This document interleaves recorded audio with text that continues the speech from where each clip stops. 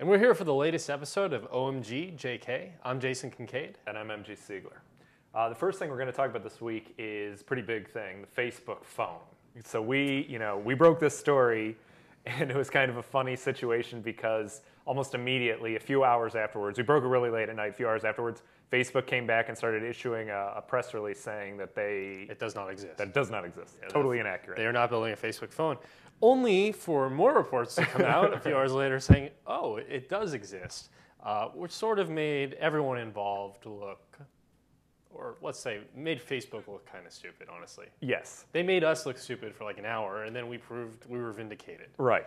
That said, there is a lot going on here. I mean, it is confusing on both sides, I think. It seems like they're a little bit confused about what's going on. We're a little bit confused. Exactly. And to clear the air, we got the chance to go down and actually talk to Mark Zuckerberg for a pretty extended interview talking about Facebook's mobile strategy.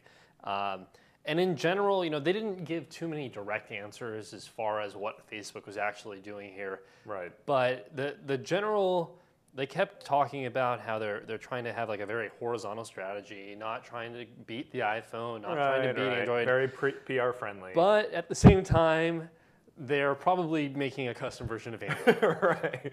Which is what probably, maybe. And there was another report last night, I think in Bloomberg or whatever, that they're working with that INQ. I don't know if it's pronounced INC or just INQ or whatever it is. But so they're working with them to do maybe a branded phone. They're still not sure about the actual branding of it, but this would be another an Android phone. And I think the most interesting part of this is not necessarily like who's going to release the device, because it sounds like it's still some way off, but more what Facebook's long-term vision is for mobile. Right. And that's what Mark Zuckerberg talked about. He said that Facebook has this vision of you log onto your phone once and all of your apps are immediately social. It's sort of like instant personalization for your entire phone. He said you can't do that for the browser unless you're Google or Microsoft and you have your own browser. Right. But Facebook has this, it would like to do that for them. So, and they're smart. That's a good idea, and it sounds great to users, I think. But the other companies can't go along with that. They're not going to want to go along with that. Obviously, Google's trying to build its own social thing now. They're going to roll it out in the next few months. Apple's starting to dip their toes into that, the social element of it. And, there was all that talk that they were talking to Facebook before Ping launched, and then, so that didn't end up happening. So there's got to be some animosity there between the two. Definitely. But as Facebook would like to make clear, it is not competing with any of them. Yeah, until it's a very horizontal strategy. Right. Yeah, that was amusing. So I think the second thing we wanted to talk about was another development involving the iPhone, which was that Google Voice, third-party Google Voice applications, after over a year-long hiatus, were finally accepted back into the App Store. Right. So, what's your interpretation? So this is a direct reaction to the App Store changes that came about a couple weeks ago where, they more clearly outlined what they would and would not allow in the App Store. And so now all of a sudden we're seeing this wave of applications that previously weren't being allowed back in, and one of them is Google Voice stuff. So, I got the GV Mobile Plus. I think that's the one most people are getting. There's another one, though, too. There's a GV Connect. GV Connect. Right. Okay, and so, they used to cost like a couple bucks or $3 in the App Store. There's still no official Google app, though. Right, and it's also worth noting that these third-party applications, and even if there were an official Google app, they wouldn't be able to provide the same level of integration as the Android application. Right, because they don't tie right into your address book, and they don't take over your phone. Right. Which was kind of the thing that Apple said they had a problem with to begin with, right? Apple just came up with a reason to block it. I don't think they really had an issue with that, because then they started approving other applications that did something very similar. Line 2 did something as far as reproducing a dialing interface and and recent Skype calls. has that now. Yeah, so that reason just didn't make a whole lot of sense. Well, all right. But so do you think these apps are any good? Have you been using? You don't have so that, I'm not an active you're an iPhone user. Right? I played around with them on my iPad, which wasn't really a very effective way to do anything. A huge button you have to slam your hand down on. I think if you're a Google Voice user and you're on an iPhone, this is great news. Yeah. If you're a hardcore Google Voice user and you have to choose a platform and you don't really care either way, Android's probably still the way to go, but I think iPhone users are pleased. So I've still been using it. I mainly use Google. I have Google Voice account and I love it. It's great. I use everything. I just forward certain calls to my iPhone number, or you can forward it to multiple numbers. So that's how I use it. So I was never that gung-ho about the app. I loved how it integrated with Android. When you got the Android phone, you could just click a few buttons and automatically set it up. But it wasn't that big of a deal to me to have the number itself. Right. And I think that's a big win really for Google, that Right, they can even do if it without, right. Apple isn't going to integrate this anytime soon, but Right. it's still a tempting application for people to So use. do you know if the Google Voice, these two apps, these two third-party apps, do they work with like the iPod Touch so you can basically make it a VoIP phone? That's a good question. I don't think so, because the way Google Voice works is it actually uses your voice minutes. Right. It's not a pure VoIP connection that you're creating. Except for that doesn't the desktop app that we previewed that is VoIP, right? I think. I think so. I think it has to. I don't Right. really know what else Right. How would using. they tie it to that anymore? But yeah, as far as using the iPod Touch for a Google Voice app, I don't think they're there. That said, the Gizmo 5 Right. technology, I think that could be used for a VoIP application at some point. That would be pretty That's what killer. they're using to power Gmail, is this, for the Gmail Google Voice integration. But That would be great. We'll see. Like right before the Nexus 1 came out, everyone was still calling it again the Google phone. We were talking about, well, maybe what if they don't use a carrier? What if they kind of bypass them? It's like if they get something like that working, that could be really killer. Of course, Google is sort of in bed with the carriers at this point, Right. as you like to point out repeatedly. I mean, it's definitely a valid point. Yeah. They're as not long as being, Google gets its backbone back. they're not necessarily being as innovative as they could be. Yeah. Yet. Fingers crossed they will. So the next thing we're going to talk about is kind of a funny one. There was a Yahoo event, a Yahoo Search event last week. You went to it. I went to this event, so I hadn't actually been down to Yahoo's campus in a long time, and this was an event that was sort of charting out Yahoo's roadmap for the foreseeable future, because I don't think anyone really knows what Yahoo is up to these days.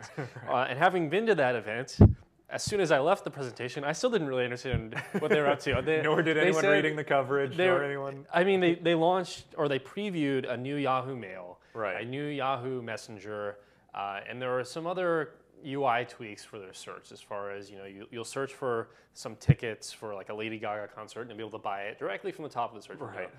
That's cool. This is the same stuff they keep doing over and over again. I mean, before you went to this one, I had been to the previous 3 of these events, and they're always like, they show off something new, a little new feature, kind of cool, but is it really that they need to get momentum back. They're not doing anything to do that. And the worst part of the presentation is everything they talked about was very buzzword heavy, and they also spent a significant amount of time talking about Yahoo's infrastructure, which went right over my head. I mean, there may have been a few people in the audience who understood what they were talking about or cared, but for me, I was like, I can't wait to see what cool stuff Yahoo's been working on. It was just like, Google's actually very good at that. During their events, they're obviously a very technical company, and they have all that knowledge and everything, but they do a good job of keeping it pretty simple for common people to understand what's going on, and they just focus on consumer-facing features. Really, they're really good at that. That said, there was one thing. I talked to Blake Irving, who's their VP of product, I believe, for Yahoo, and he did try to give a more concrete example of what they're trying to do, and it sounds like they're trying to make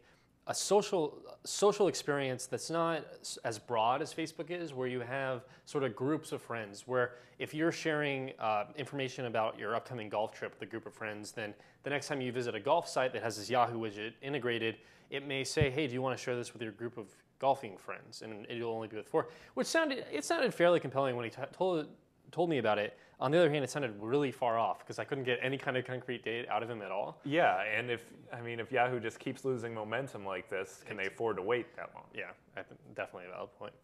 So for our last topic, and one of the more exciting ones, it's new Twitter, which I think we had some understanding. I like how new Twitter, it makes it sound like new Coke or something. Exactly. It's always hashtag new Twitter. Hashtag new Twitter. And I know some of these features weren't entirely unexpected, like inline media viewing. Right. But the totally revamped experience. I mean, what's your impression of it so far? I think it's great. It takes a little bit of getting used to at first, because things really are quite a bit different. They have this new 2-pane view, which does look a lot like the iPad version, if you've been using that at all. It's a little bit different. It's not as interactive or anything like that, but it's a really good way now to browse various types of content. You can see pictures right in that right side pane. You can see videos right in that right side pane. It's really a great way to be on Twitter and not have to leave and jump to all these other links and stuff. Yeah, I mean, I'm hoping that, and maybe they've already talked about this, if they open up some sort of API so that third parties who weren't part of the initial launch partners. Yes, and they're definitely already talking to other partners who are going to come in and build stuff for that right-hand thing. You know, like I wrote a post right after it launched talking about that would be a great new platform for them to kind of use. You know, like on top of even for like a blog like TechCrunch to include like a snippet for RSS, like the totally. first paragraph. That'd be a great way to entice readers to click through. Yeah, and it's not just media right now. You know, they're doing things with Kiva and they had Kickstarter as well. They have rich snippets that they include. So yeah, it would be perfect for something like that. Yeah, and it's definitely, I mean, the whole experience to me feels much more fleshed out and more of a viable, I don't know if Facebook competitor is the right way to put it, but I could see myself spending more time just kind of casually browsing and consuming content as opposed to just checking it when I'm bored. Right. If that makes sense. It has caused some controversy, though, so it's only out for a very small percentage of users still, even now. So they're slowly rolling it out over the next few weeks. So everyone's kind of tweeting about it. They really want access to it, obviously. But it is kind of, in some ways, it's annoying some users because this right-hand pane, it seems like, is obviously going to be used to promote things more. So like they're promoted trending topics and promoted tweets. Those can all get shoved in there. They still have plenty of other room also to do other kind of advertising if they wanted to do it. I mean, my stance on Twitter, including ads, is like, okay, like I've expected them to do it forever. Just the fact that they haven't done it yet doesn't make me like opposed to, oh my gosh, ruining my Twitter experience. And they still keep on insisting that they're never going to include ads in the stream itself. It's always on these, you know, on a trending topic page, so it's at the top or whatever, not in your actual stream. Right. And I mean, I'm sure if it works out, then they won't do it. And if what they're doing right now doesn't work, then they will start doing it. Right. Like, oh, we changed our mind. Anyway, so I think that does it for this episode of OMG JK. Thanks for tuning in, and make sure to follow our RSS feed and subscribe to us on iTunes.